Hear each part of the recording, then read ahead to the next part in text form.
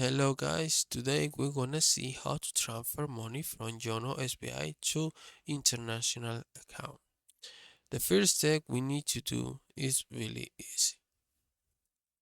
We need to log in our account, clicking right here. Once we log in, we will see all the options that we have to in our app. We're gonna find this option called Yono Pay. And then in JonoPay, we want to find this option called International Funds Transfer.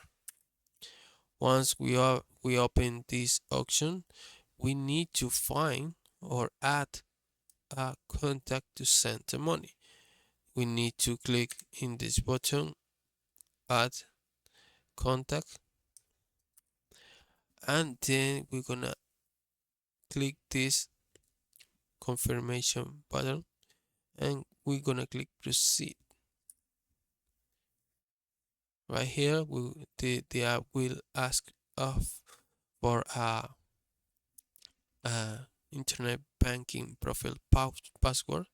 We're gonna add this profile password, and then we're gonna continue with the transfer. We need to add the country, the currency, and the the type of account of bank account. Okay, you need to add all these options, and then you need to add the account numbers, the account details of the person that will receive the money. It's really easy. And then you can send the money without trouble.